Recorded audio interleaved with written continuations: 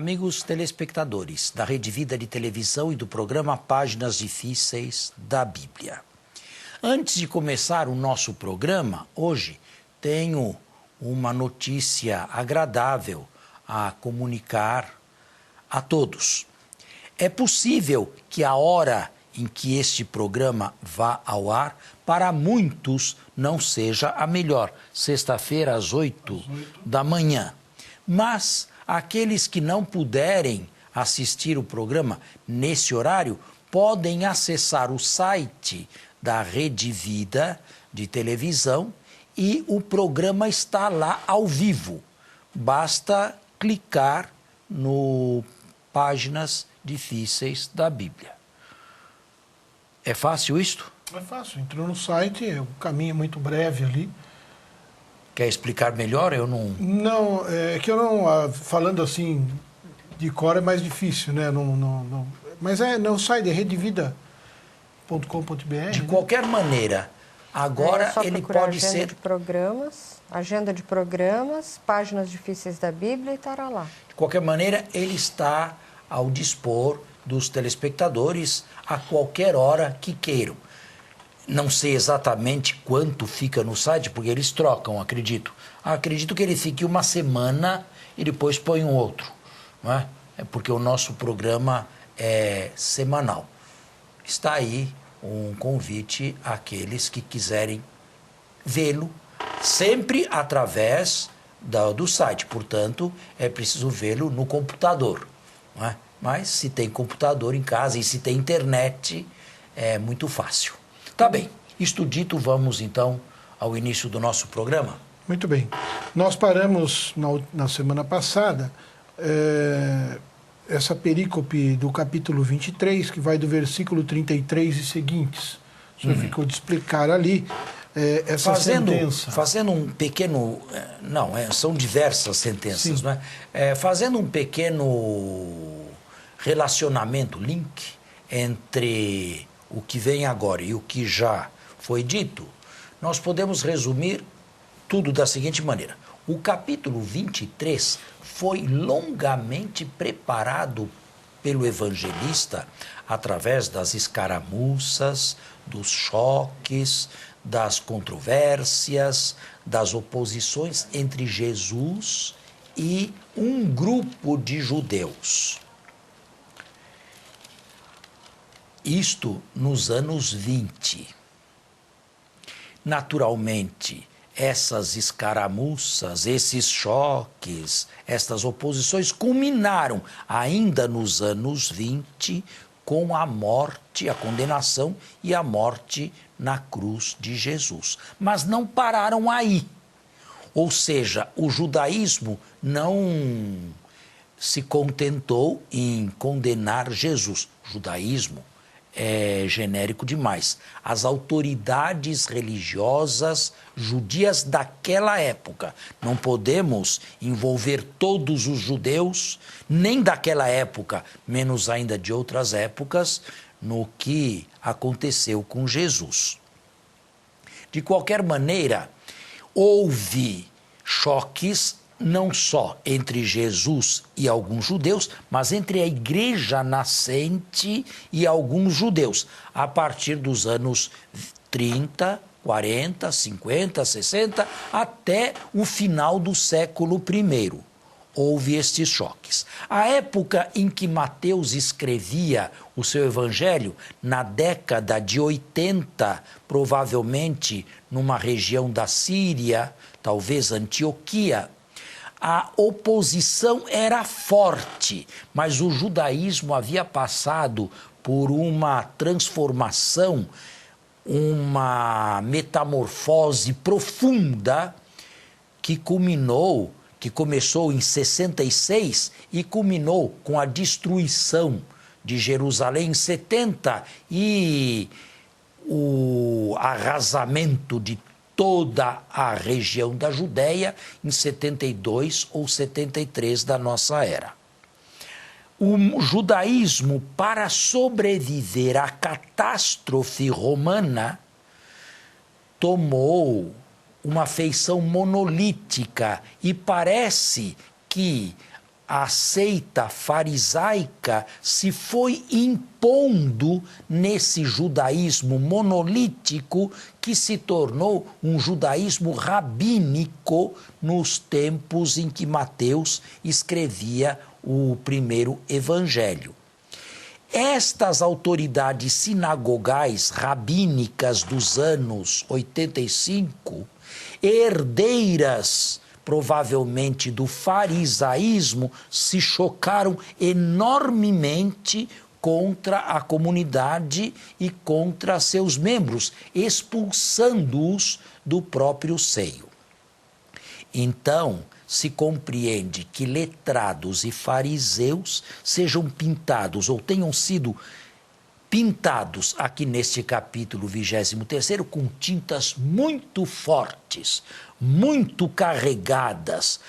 E, como já disse no programa anterior ou em programas anteriores, tomados do ponto de vista genérico injustas, porque nem todos os fariseus, mesmo daquela época, agiram assim contra a igreja.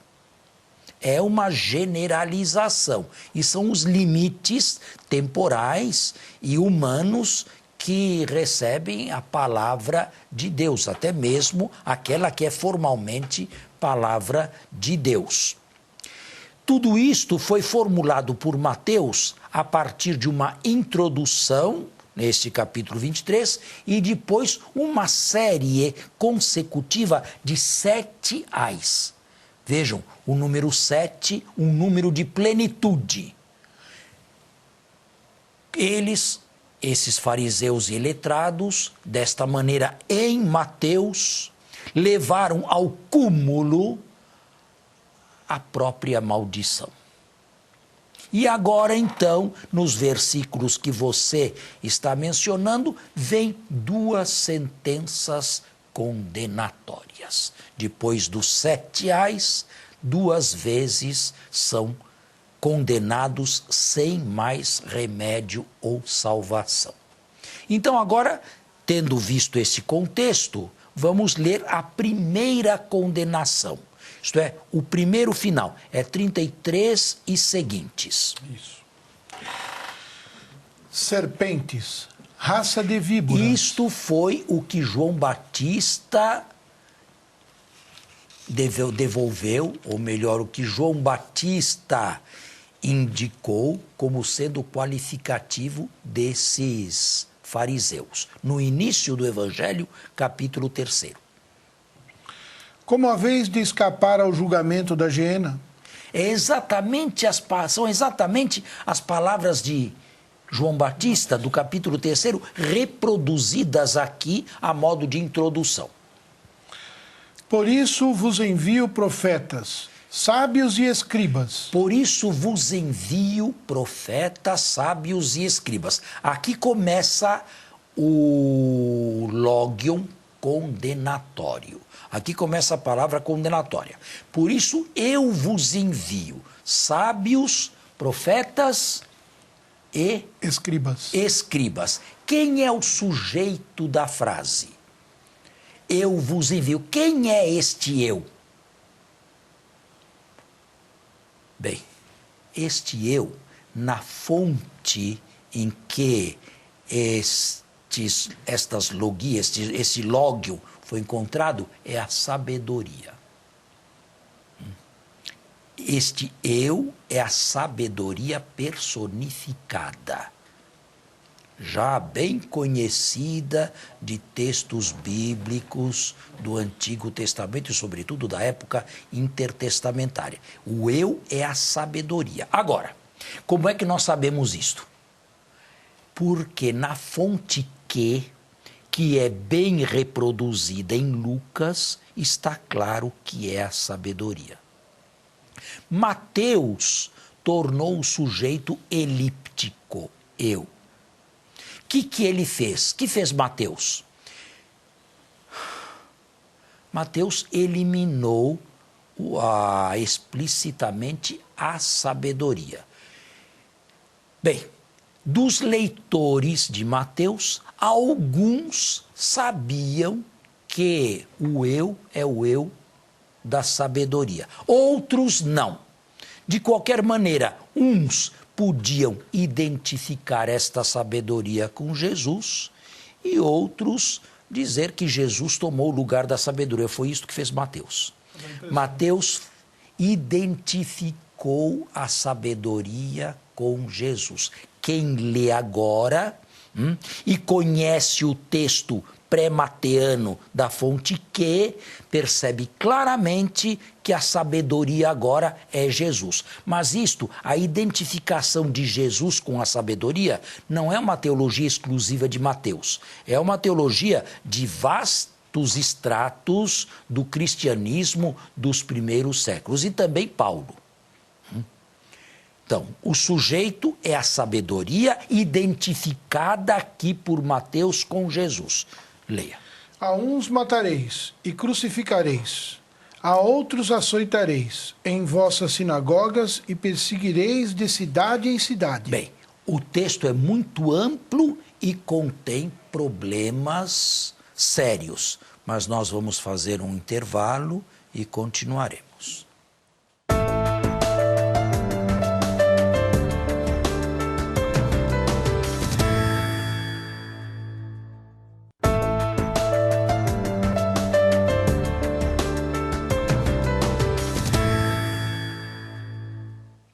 Muito bem, você tinha lido, tinha continuado e eu disse que a continuação traz problemas. Isso. Quer repetir o texto, por Sim. favor? A uns matareis e crucificareis. A uns matareis e crucificareis. Os verbos estão no futuro e são muito genéricos. Os judeus crucificaram cristãos? Cristãos? Não, né? Sim. Cristãos não. Pois é, Não este tem- é um problema. Não tem. Este é um problema sério. Que cristão, fariseus e letrados e escribas crucificaram? Que eles tenham perseguido, nós podemos dizer, em muito pequena escala. Quem foram os cristãos perseguidos e até assassinados pelas autoridades judias? Primeiro, Estevão. Sim. Segundo, Tiago, irmão de João, o primeiro dos 12. Terceiro, Tiago, o irmão do Senhor, conforme vem descrito em Flávio Joséfo. Fora esses três, que não foram de resto crucificados, nós não conhecemos nenhum cristão crucificado pelos judeus. É que eles não tinham esse nome A de cristãos crucifixão ainda, né? era um castigo romano que os judeus nem podiam e nem queriam aplicar. Certo?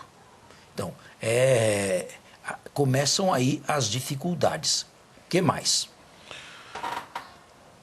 Na sequência, a uns, então, leia novamente.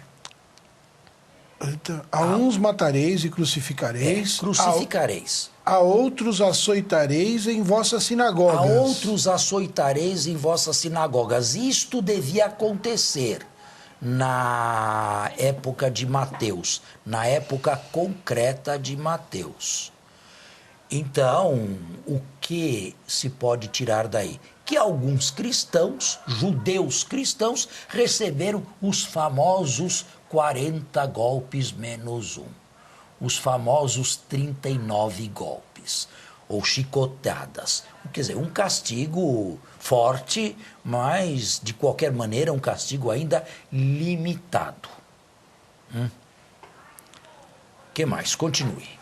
E perseguireis de cidade em O cidade. texto parece aludir não tanto aos anos 20, mas à época em que o Evangelho foi escrito, ao que está acontecendo, ao drama concreto da comunidade mateana nos anos 80. Só que percebe que está muito generalizado, não é? Houve realmente choques fortes entre a comunidade e alguns chefes de sinagoga. Só que o texto aí amplia demasiadamente. E nós não conhecemos nenhum caso específico de crucifixão de cristãos por parte de judeus. Tá bem.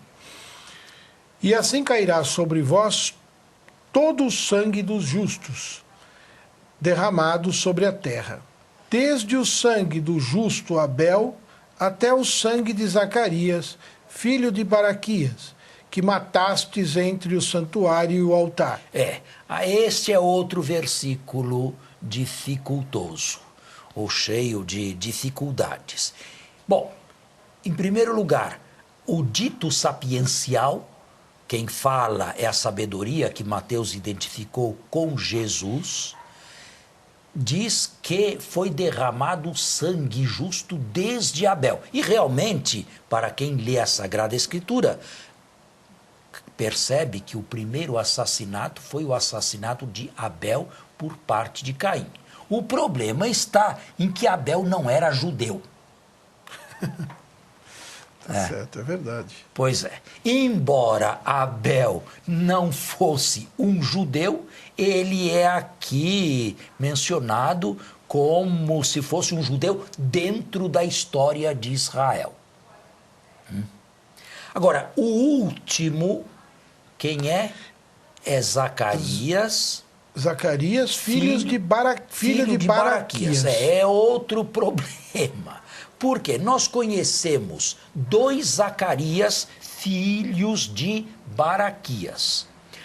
O primeiro é o autor do conhecido livro de Zacarias, e o segundo é um mencionado por Isaías no capítulo 8, versículo 2.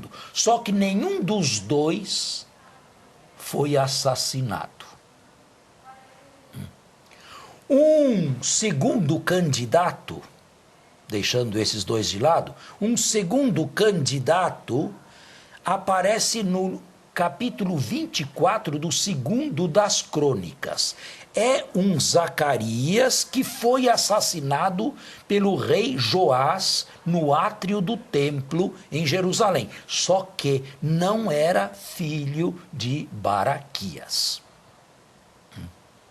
E, finalmente, um terceiro candidato, apresentado na época da Reforma Protestante por Zwinglio, que seria um tal Zacarias, filho de Bareis, justiçado pelos romanos nos anos 66 ou 62 da nossa era.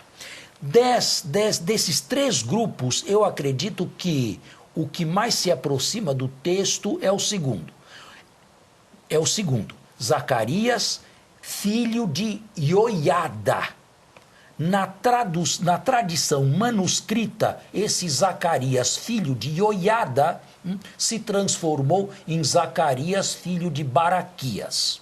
Houve um erro, terá havido, a meu ver, na tradição manuscrita, uma confusão patronímica, uma confusão dos pais. Mas esses erros são comuns e nós os conhecemos em outros lugares da Escritura. Não é preciso dizer ao telespectador que a Escritura pode perfeitamente enganar-se quando não se trata de verdades reveladas por Deus em ordem à salvação, como afirma Dei Verbum do Concílio Vaticano II. De qualquer maneira, veja, embora Abel não seja um justo judeu, o texto está bem elaborado.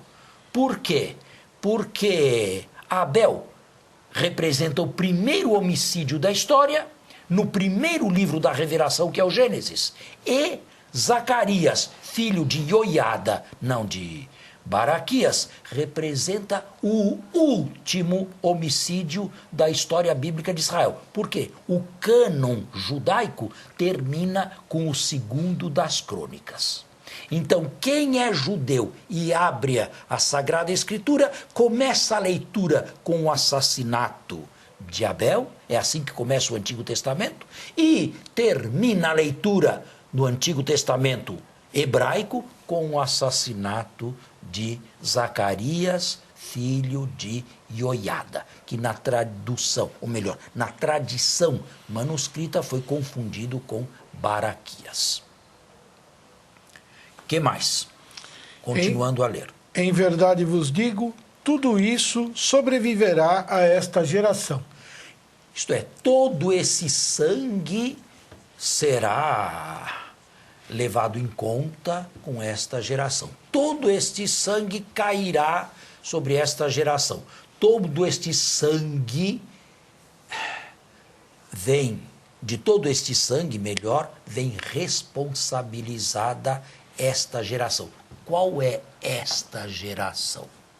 Provavelmente, para Mateus, a geração que presenciou e foi vitimada com a guerra judaica e a destruição de Jerusalém. Mas aqui também nós temos outro problema. O profeta Ezequiel não havia dito que Deus distingue os culpados dos justos? Sim. E como é que agora manda um castigo para toda esta geração? Não é? Como se toda esta geração tivesse culpa igual no que aconteceu com Jesus e no que está acontecendo com a comunidade cristã de São Mateus. É uma outra generalização, de certa maneira, injusta. Mas prepara o que vai ser dito no capítulo 27. Sobre este ponto, Mateus é lógico. Seu sangue caia sobre nós e sobre nossos filhos. Ou seja, a primeira e a segunda geração. A geração de Jesus e a geração da época de Mateus. Também lá nós vamos examinar a seu tempo. A afirmação é bastante genérica. De qualquer modo, este é o enfecho. Esta é a primeira condenação, ou seja, esta geração está liquidada. A história bíblica de Deus com o povo de Israel, para o escritor Mateus, está terminada. Agora vem o segundo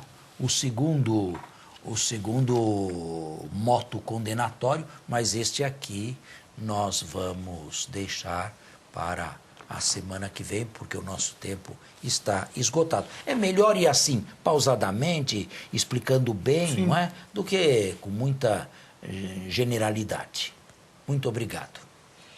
Bom final de semana a todos e até a próxima sexta-feira, se Deus quiser. Bom domingo a todos. Até a próxima sexta.